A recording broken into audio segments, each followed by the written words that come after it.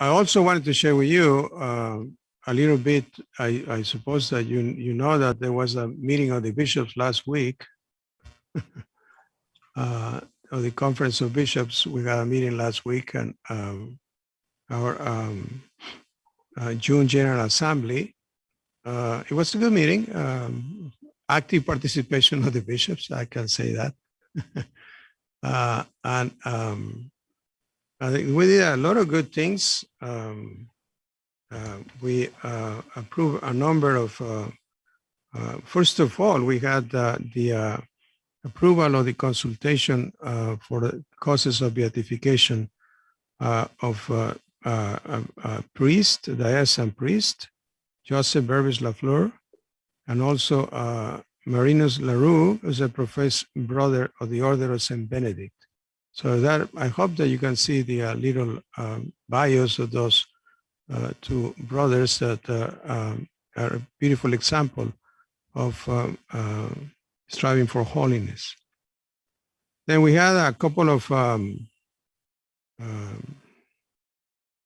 new statements. One, in the Conference of Bishops, there is a process when a committee wants to start to work on a statement. They need the approval of the administrative committee, and they need the approval of the body of bishops, the full body of bishops.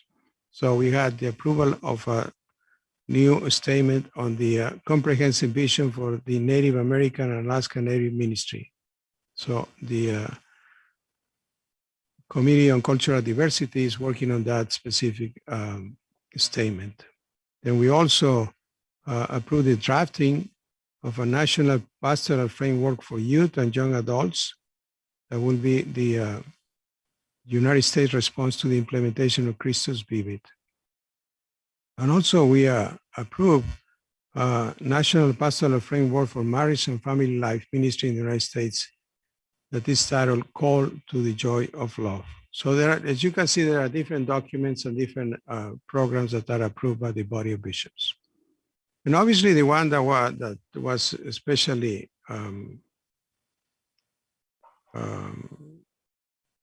interesting for the media was a document on the Eucharist. I want to say that we decided as the body of bishops to consider the possibility of writing a document on the Eucharist because the one of the important parts of the strategic plan of the Conference of Bishops is the Eucharist, the central part of that strategic plan.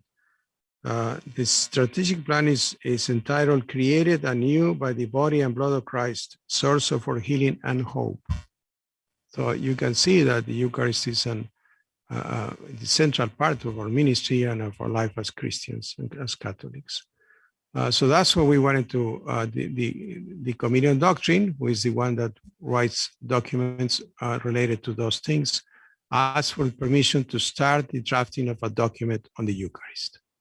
And then also, as you probably know, and I think Bishop Barron was involved on that, the Committee on Evangelization was working on, is still working on Eucharistic revival. So that's going to go all over the country, and it's going to take a few years, but that because we see that there is need for people to know better the importance of the Eucharist, and at the same time to invite people back to church. Those two things are the reason for which the Doctrine Committee also thought that it was important to write this document on the Eucharist.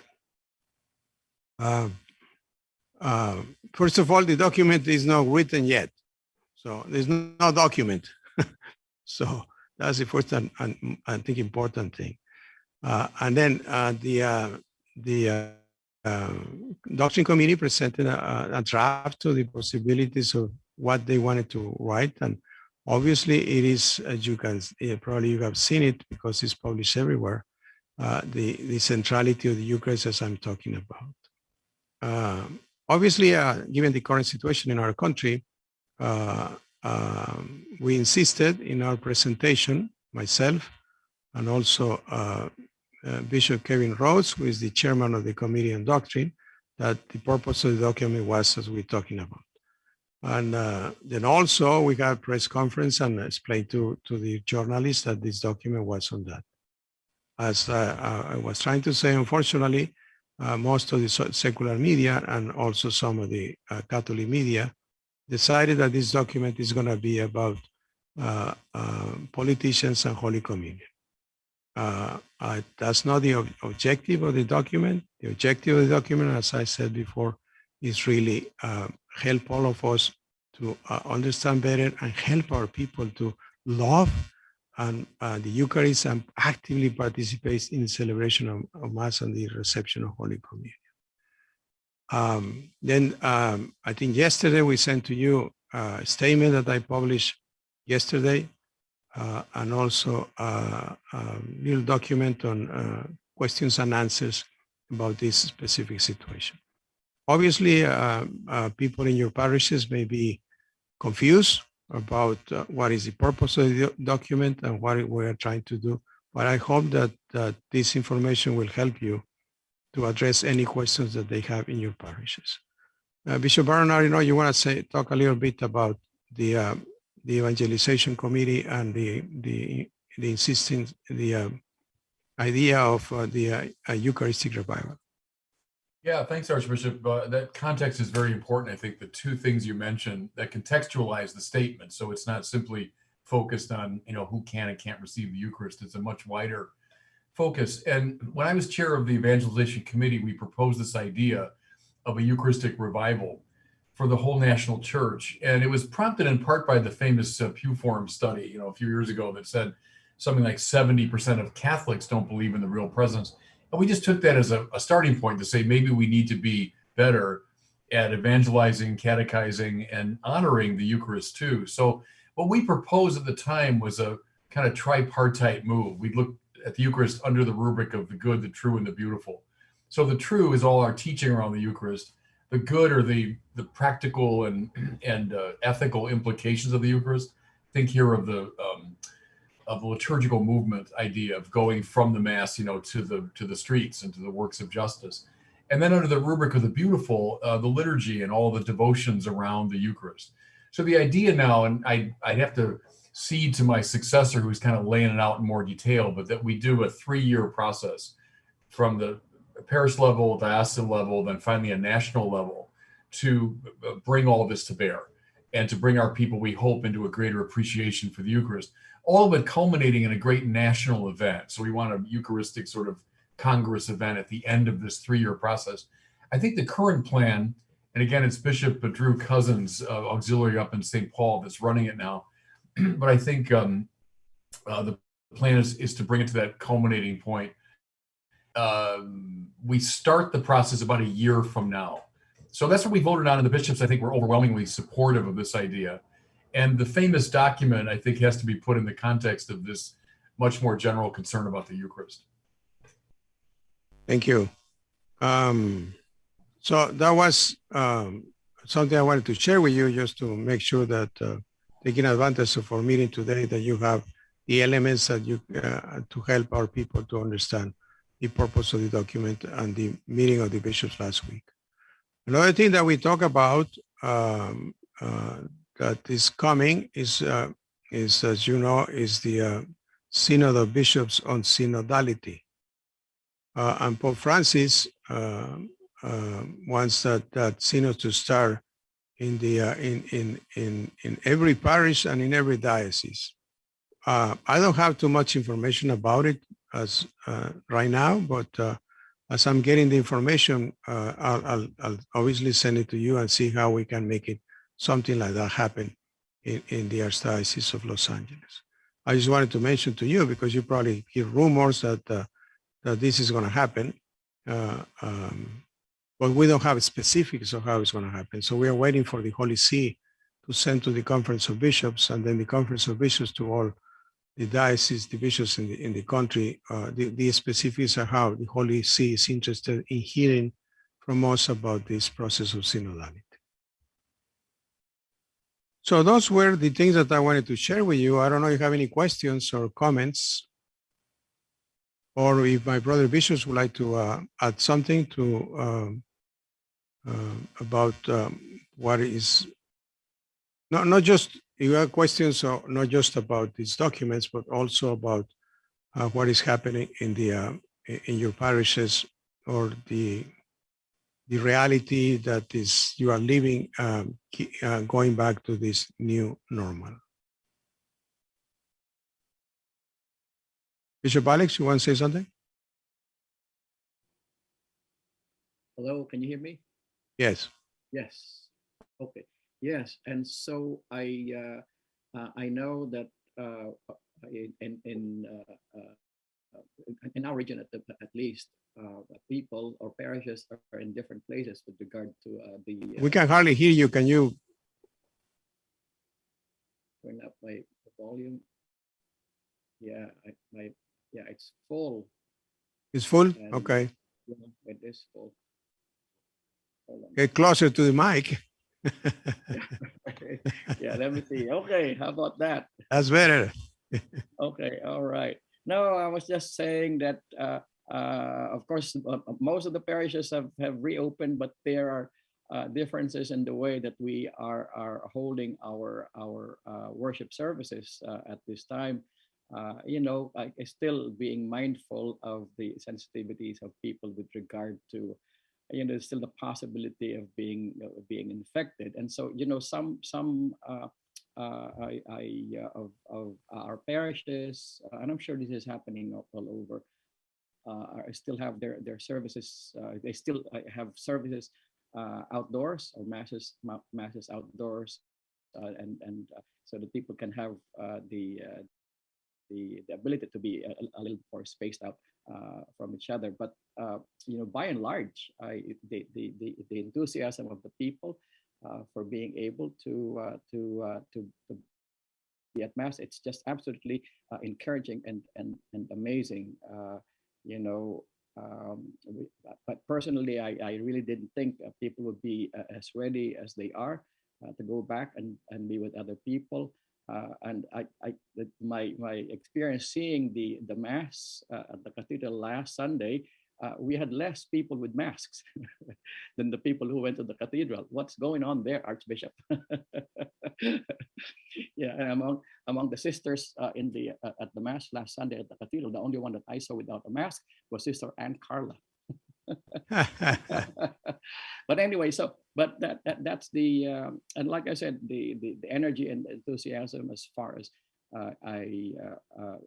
masses and other liturgical services are being made available to people in our parishes. It's really very, very encouraging, and right. Also that the groups are starting to meet already. Yeah, and I see some people nodding their heads because I'm sure that's what's happening in your parishes right now.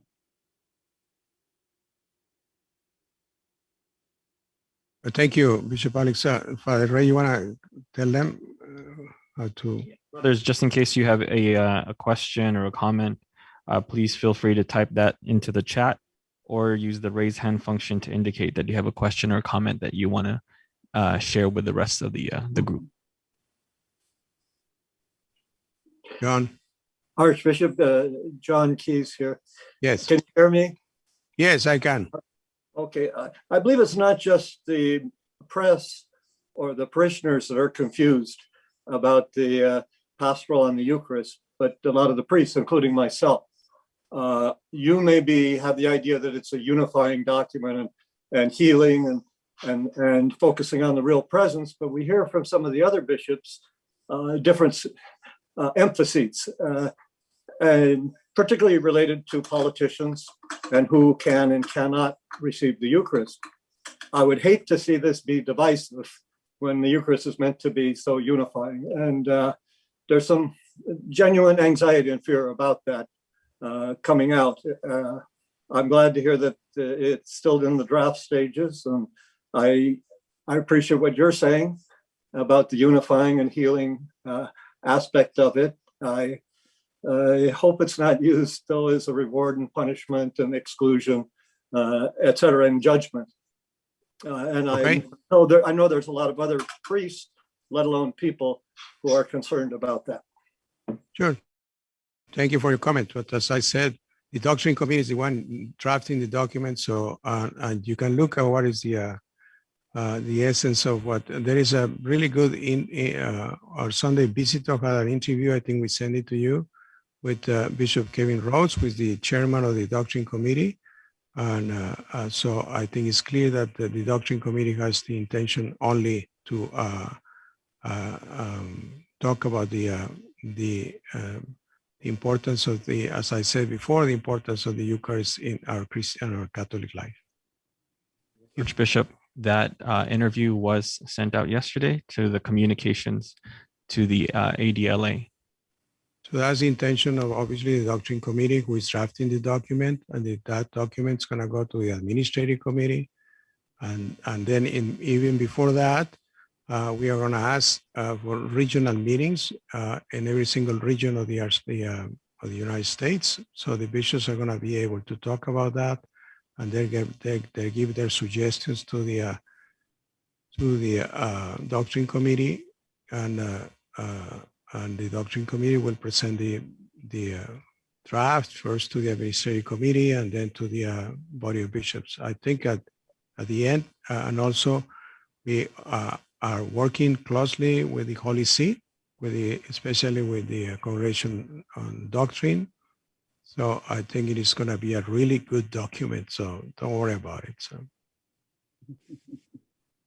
there are bishops that say things, they can say whatever they want. No, I mean, it's like the apostles. You know? So they are the successors of the apostles. So what can we do? Thank you, Archbishop. Father Mario had a question. I think he was raising his hand. If you can unmute yourself, please.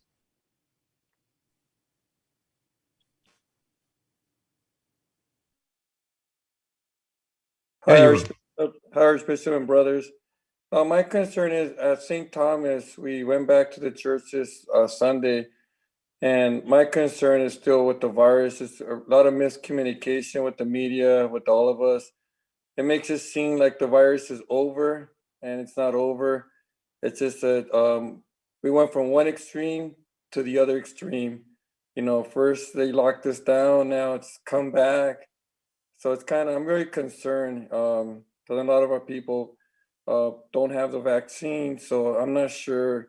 I mean, it's a lot of confusion. It makes it seem like the media, it's coming across like the virus is over. And so I want to come back, have the group meetings, but it's concerning because I know a lot of people don't have the vaccine. Yeah, you're absolutely right. That's what in our guidelines we encourage you to be very careful, to have caution in how to bring people back. I think there's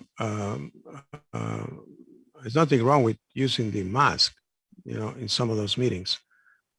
Obviously, there are people that are not interested in doing that, but I think we have to encourage them just to protect one another and be careful, even sometimes just having some social distance and all that. So whatever we can do to encourage them to be careful, I think that's very important.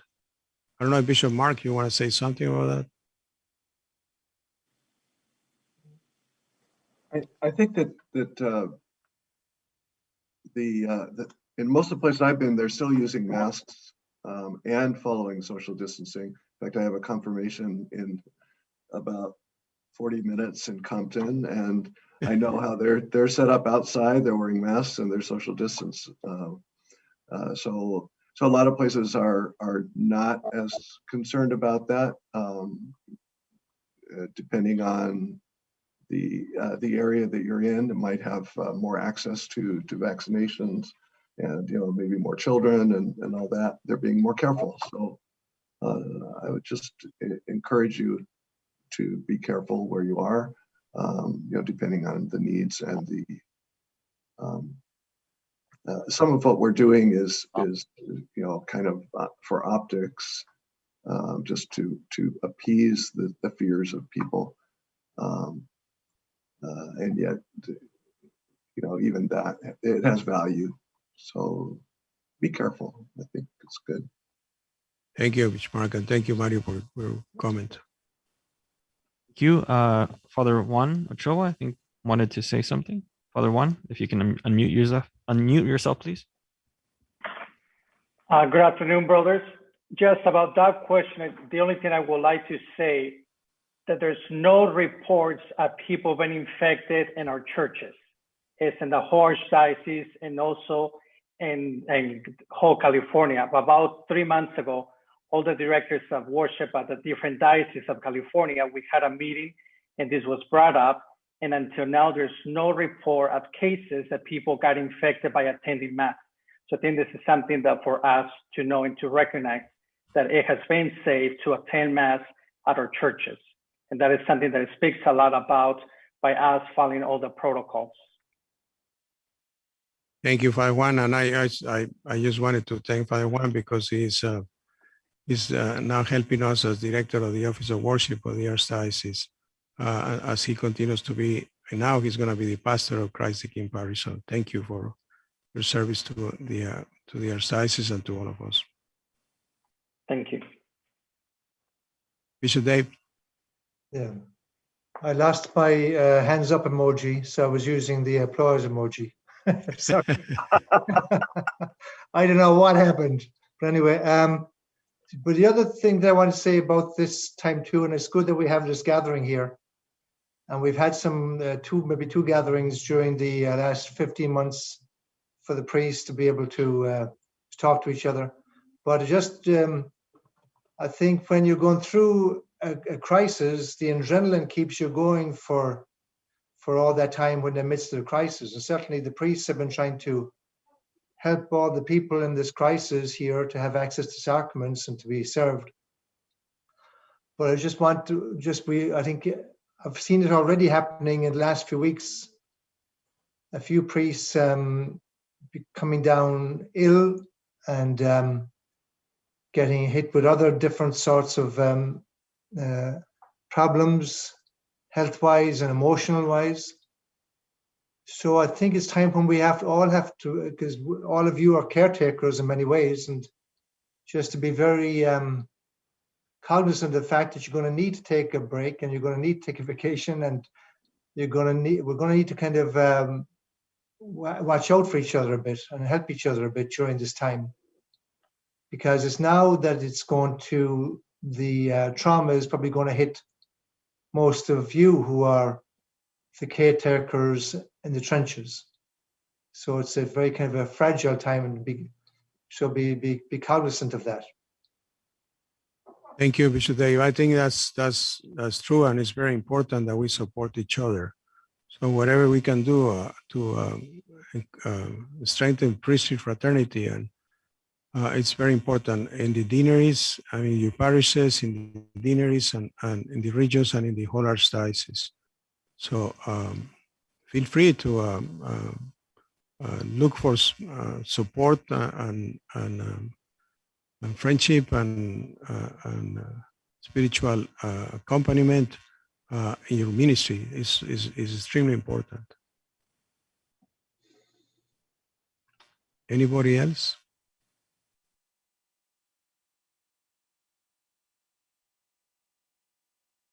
Bishop Clark is out of town, so he's not able to be with us today. So, okay. So the other thing I wanted to share with you is that don't forget that Dick Martini, Monsignor Martini, you want to say something? I just wanted to ask a question, not immediately, but down the future. I know one of the issues we've had to face is racism, and I just heard another terrible injustice that took place in an employment situation based on race and ethnicity. And I think the bishops had a great opportunity to engage in listening sessions. I'm just wondering how far down the road we as priests might have that same opportunity to engage in listening sessions and work with our people around the idea of racism. Thank you. That's a good question.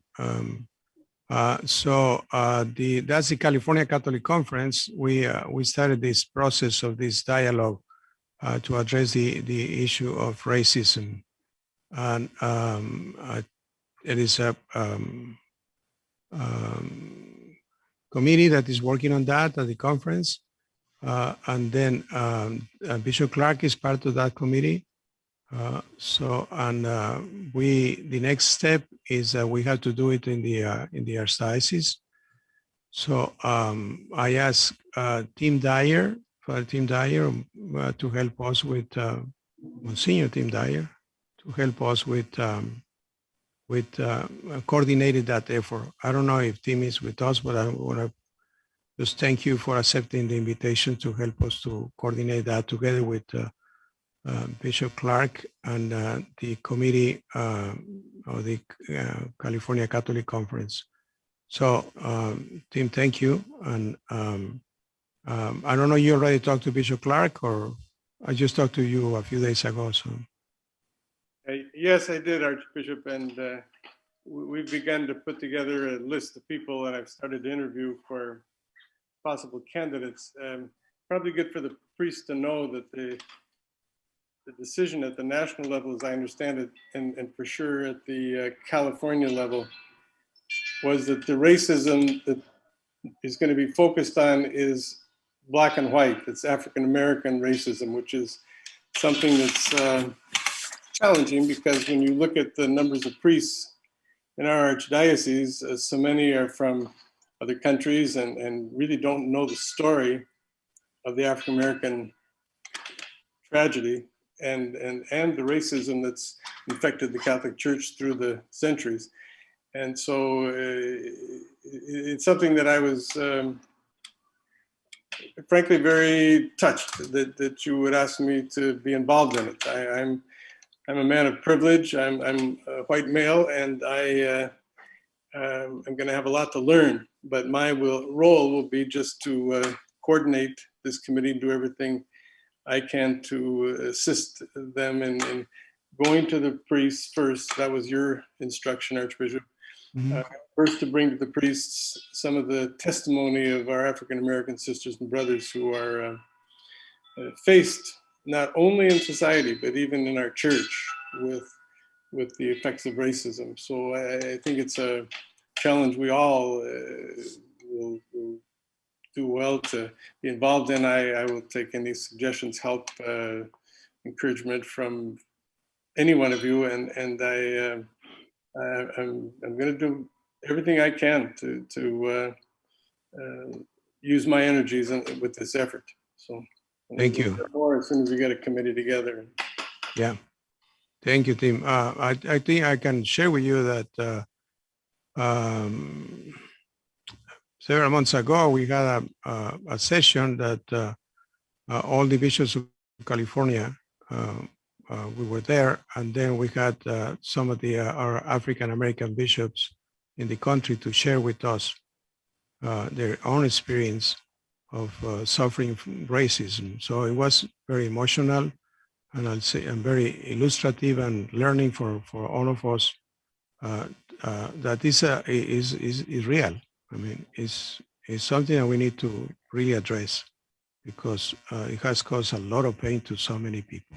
So thank you, Tim, for accepting the invitation, and thank you, Dick, for bringing it up, because I think it's very important. I think. Go ahead. Please unmute yourself and make your comment.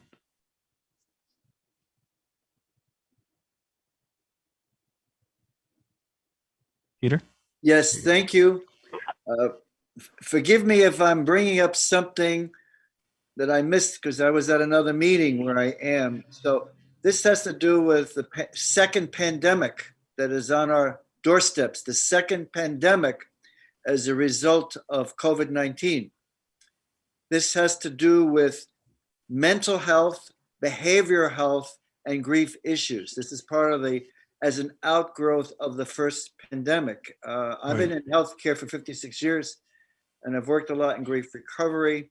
But this I'm already seeing in my travels, especially the grief recovery. It's not just the death of loved ones from COVID, but grief means also a change and transition. And then people now coming from quarantine back into the flow of society, loss of job, loss of health, loss of loved ones. And that's what grief is, loss. But there are a lot of behavioral health, mental health issues. On the broader scale, there are some people trying to address this. For example, Prince Harry and Oprah had a 5-part series on mental health, behavioral health issues, which was very informative because people don't like to talk about behavioral health, mental health issues. Depression and grief are the 2 big ones. And somehow, can we be attuned to that on the grassroots level with our people in the parish? I'm more in a healthcare setting. I just moved from Ojai to LA under pandemic conditions, just coming out of a red zone lockdown. So I'm trying to build a sense of community now down here at St. John and God Retirement Care Center as a resident now in the Grande building. But on a parish level, on a diocesan level, these are critical issues. Sure. And I'm just putting it out there. Thank you for bringing it up. Yeah, it's true. It's going to be a big challenge to come back to normal life after all of this time with those situations that you just mentioned. I heard also that even for families and marriages, it's been challenging. So I think it is important to be there and offer our support and to the people in our parishes. So thank you for bringing it up. Okay, so thank you for coming together. I think this is a blessing for all of us, and we are praying for each other. And you are in my prayers in a special way, and I ask for your prayers for my ministry. And I think it's important to continue to find a way to be together.